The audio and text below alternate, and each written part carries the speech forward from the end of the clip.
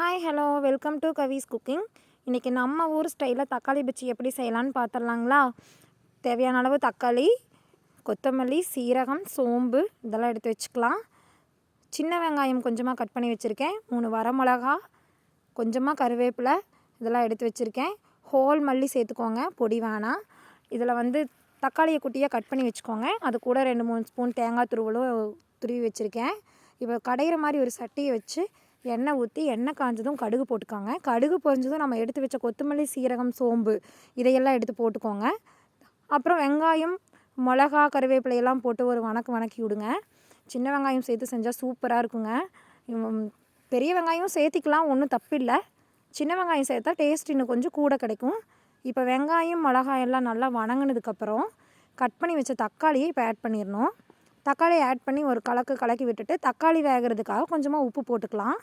உப்பு போட்டு அது கூட மஞ்சத்தூள், நம்ம வீட்டில் அரைச்ச மிளகு பொடியெல்லாம் சேர்த்திக்கலாம். நான் மிளகு பொடி 2 ஸ்பூன் சேர்த்திக்கிறேன்.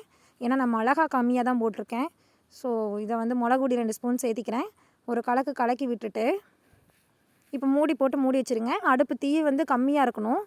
இப்போ பார்த்திங்கன்னா வெந்துருச்சு. வெந்ததுக்கப்புறம் பருப்பாமூட்டி வச்சு கடையலாம். பருப்பாமூட்டியில் கடைஞ்சா டேஸ்ட் நல்லாயிருக்குங்க. மிக்சியில் போட்டால் நைஸ் ஆயிரும். இதில் ஒன்றும் பாதியுமாக அரைப்படுறப்போ டேஸ்ட்டு கொஞ்சம் நல்லாயிருக்கும்.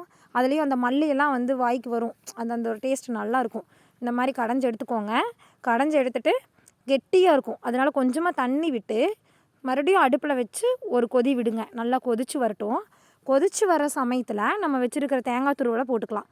அளவாக 2 ஸ்பூன் போட்டால் போதுங்க. நல்லா கலக்கி விட்டுட்டு ஒரு கொதி வரட்டும். ஒரு கொதி கொதித்ததையும் கொத்தமல்லி தூவி இறக்குனா தக்காளி பஜ்ஜி ரெடி.